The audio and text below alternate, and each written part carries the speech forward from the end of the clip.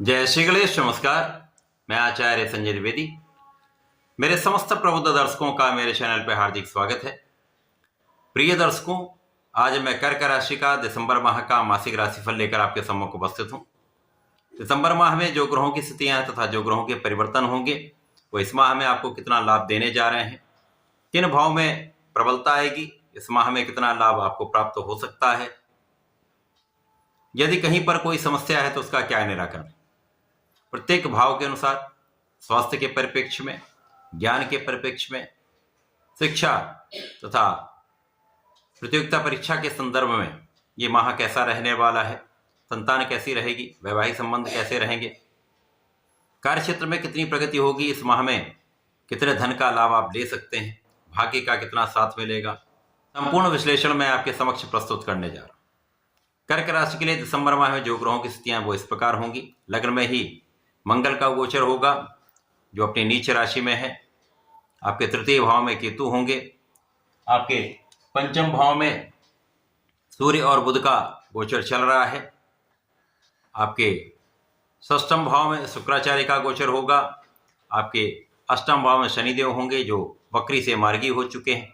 इसी प्रकार से आपके भाग्य भाव में राहु का गोचर चल रहा है। आपके लाभ भाव में गुरुदेव बृहस्पति होंगे तथा प्रारंभिक समय में आपके पंचम भाव में चंद्रमा का भी गोचर होगा। इसके पश्चात इस माह का पहला परिवर्तन शुक्राचार्य का है, जब शुक्राचार्य 2 दिसंबर को राशि परिवर्तन करके सप्तम भाव में प्रवेश कर जाएंगे। पुनः इस माह में 29 दिसंबर को राशि परिवर्तन करके शनिदेव के साथ अष्टम भाव में गोचर करेंगे। 16 दिसंबर को सूर्यदेव का राशि परिवर्तन आपके पंचम से षष्ठम भाव में हो जाएगा। इस माह में मंगल वक्री होंगे तथा बुध वक्री से मार्गी हो जाएंगे। कर्क राशि के लिए इस माह में लग्न में नीच के मंगल का होना तथा इस माह में मंगल का जो नीच भंग है कुछ समय के लिए रहेगा। कुछ समय के लिए इनका नीच प्रभाव प्राप्त होगा, जिसके कारण ऊर्जा का प्रवाह कहीं न कहीं कुछ नकारात्मकता दे सकता है। अतः आपको अपने क्रोध पर नियंत्रण रखना चाहिए। इस माह में आपको किसी भी बड़े निर्णय में जल्दीबाजी से बचना चाहिए।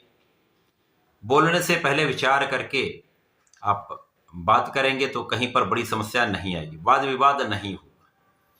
इस समय में आप अपनी ऊर्जा का सकारात्मक प्रयोग करें। व्यर्थ के कामों में अपनी ऊर्जा को व्यर्थ ना करें, क्योंकि इस माह में शनिदेव मार्गी हो चुके हैं। अतः आपके लिए पूर्ण रूप से ढैया का प्रभाव आरंभ हो चुका है। अतः इस समय में किसी भी प्रकार के अपने कार्य क्षेत्र में, चाहे वो व्यापार हो, प्रोफेशन हो अथवा नौकरी, विशेष रूप से नौकरी के क्षेत्र में आपको अपने सहकर्मियों के साथ अथवा अपने उच्चाधिकारियों के साथ, किसी के साथ भी विवाद में पड़ने से आपको बचना चाहिए, क्योंकि यहाँ पर आपके नौकरी पर समस्या आ सकती है। शनि का प्रथम दृष्टि का प्रभाव विच्छेदात्मक होता है, जिसके कारण कर्म क्षेत्र में समस्याएं तथा उतार चढ़ाव की स्थिति हो सकती है। अतः आप निष्ठा के साथ अपने कार्य को करें, पूर्ण रूप से न्यायोचित रहें, किसी के साथ अन्याय ना करें। जब आप अपने कार्य क्षेत्र में न्यायोचित रहते हैं, अन्याय नहीं करते हैं, निष्ठा के साथ कार्य करते हैं, तो बहुत सारी समस्याएं अपने आप कम हो जाती हैं। शनिदेव का नकारात्मक प्रभाव कम हो जाता है। परंतु इस समय में कहीं ना कहीं से धन का आगमन आपके पास होता रहेगा। यद्यपि बहुत बड़ी मात्रा में आप धन संचय नहीं कर पाएंगे, परंतु धन के आगमन से आपकी समस्याओं का निराकरण होता रहेगा।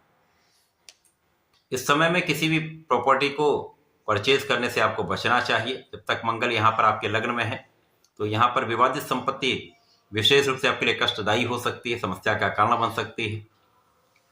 यहाँ पर माता के स्वास्थ्य में कुछ समस्या हो सकती है, अतः ध्यान रखें। जीवन साथी के साथ सामंजस्य बनाकर चलें। साझेदारी में भी इसी प्रकार से आपको विवादों से बचना चाहिए, क्योंकि ये विवाद कहीं ना कहीं कानूनी समस्याओं का कारण बन सकते हैं। यद्यपि इस समय में सूर्य और बुध का जो प्रभाव आपको प्राप्त हो रहा है वो अत्यंत श्रेष्ठ है। तो सूर्य और बुध का बुधादित्य योग आपके पंचम भाव में होकर आपके ज्ञान को बढ़ाने वाला है, इसलिए आप बैलेंस रहेंगे। आपको अपने आत्मबल को प्रबल करके अपनी ऊर्जा का सही उपयोग सही दिशा में करना चाहिए।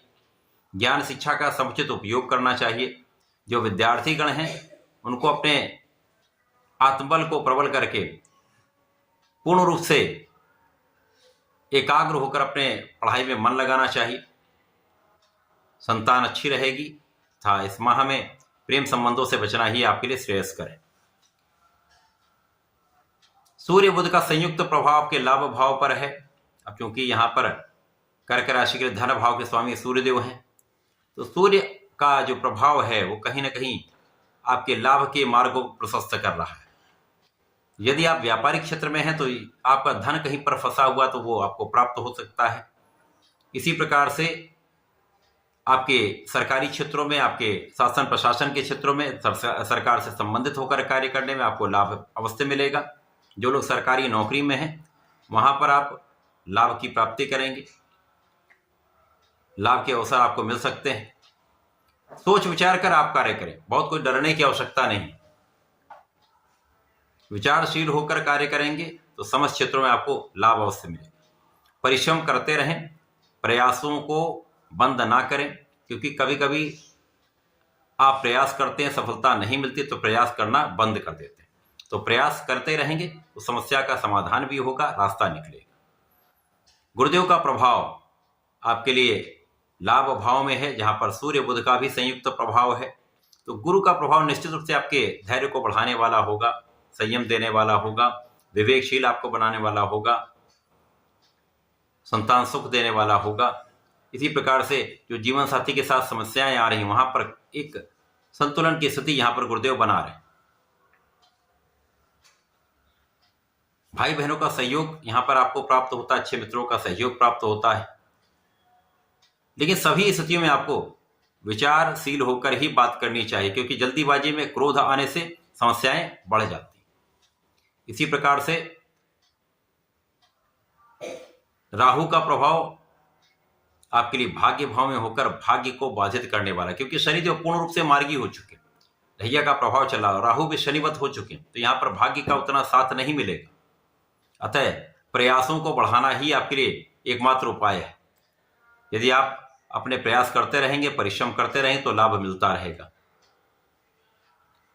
इसी प्रकार से धर्म के मार्ग पर आपको चलना चाहिए, धर्माचरण करना चाहिए। यद्यपि इस समय में आप आध्यात्मिक रहेंगे, आध्यात्मिक कार्यों में आपका मन भी लगेगा, पूजा पाठ में आपकी रुचि बढ़ेगी, आपको करना भी चाहिए। जब इस माह का पहला परिवर्तन शुक्राचार्य का होगा, जो अष्टम भाव में होकर कितना बड़ा लाभ नहीं दे पा रहे थे, परंतु जब ये लाभ और सुख के स्वामी होकर आपके सप्तम भाव में प्रवेश कर जाएंगे 2 दिसंबर को, निश्चित रूप से यहाँ पर समस्याओं का निराकरण करेंगे। इस समय मंगल के सीधे प्रभाव में होंगे, नीच के मंगल में शुक्र का होना बहुत अच्छा नहीं माना जाता है। यहाँ पर प्रेम की अधिकता होती है, आकर्षण बढ़ने के कारण अथवा दूसरों के प्रति आपका आकर्षण जो बढ़ता है वो समस्या का कारण बन सकता है। अतः आपको बहुत संतुलित रहना चाहिए, अपने मन को तथा अपने चरित्र को बहुत संतुलन में रहना चाहिए, संयमित रखना चाहिए। यदि आप ऐसा करेंगे तो कष्ट से बच जाएंगे। लेकिन ये समय आपसी संबंधों के लिए अच्छा है, वैवाहिक संबंधों के लिए समय ठीक है। यहाँ पर संबंधों में पहले से अधिक सुधार होगा। जब सूर्यदेव षष्ठम भाव में पहुंचेंगे तो जो कानूनी समस्याएं आपकी चल रही थी उन समस्याओं का निराकरण होगा। कानूनी पक्ष में आपका पक्ष बलवान रहेगा और आप अपने समस्याओं से निकलते हुए लाभ की प्राप्ति करेंगे, विजयी रहेंगे। शत्रुओं पर पूर्ण रूप से अंकुश यहाँ पर लग जाएगा, कष्टों का समापन होगा। जो ऋण की अधिकता से आपको कष्ट हो रहा था उसमें कमी आएगी, आप अपने ऋण को चुका पाएंगे। तथा इस समय में सूर्य का प्रभाव यद्यपि धन भाव के स्वामी होकर आपके षष्ठम भाव में है, तो धन का संचय तो नहीं आप कर पाएंगे। बिना कारण से धन का व्यय हो सकता है, कुछ रोगों में आपका व्यय हो सकता है, अनावश्यक विवाद में कुछ व्यय हो सकता है। जैसा कानूनी समस्याएं चल रही उनमें बिना कारण आपका व्यय हो सकता है। अंततः विजय आपकी होगी, यही संतोषजनक स्थिति बन रही।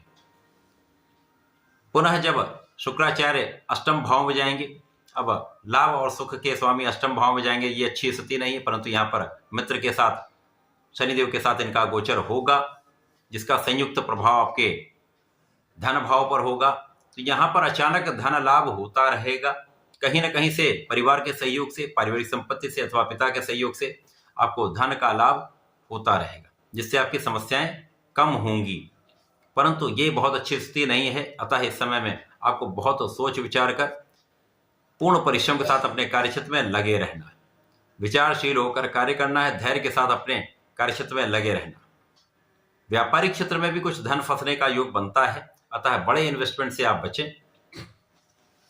यदि कहीं पर कोई इन्वेस्टमेंट करना है तो उसके लिए सलाह ले लें, किसी बड़े की सलाह ले सकते हैं, किसी एडवाइजर की सलाह ले सकते हैं। इस प्रकार से आप यदि कार्य करें तो समस्याओं से, हानि से बच सकते हैं। इस माह में आपको नियमित रूप से भगवान गणपति की आराधना करनी चाहिए। संकट नाशन गणेश स्तोत्रम का प्रातःकाल तथा संध्या के समय एक एक बार पाठ अवश्य करें। गणपति जी के ओम गंग गणपताय नमः का यदि जाप करते हैं श्रेष्ठ लाभ भी मिलता, समस्याएं कम होती तथा प्रत्येक शनिवार को कम से कम 3 माला का शनिदेव का मंत्र जप करें। ओम सम शनिश्चराय नमः का जप कर सकते हैं। यदि आप ऐसा करते हैं तो कष्टों का समापन भी होगा, ढैया में भी आप लाभ ले पाएंगे, अवरोधों को दूर कर पाएंगे। तो ऐसा करके इसका लाभ लें। धन्यवाद, नमस्कार।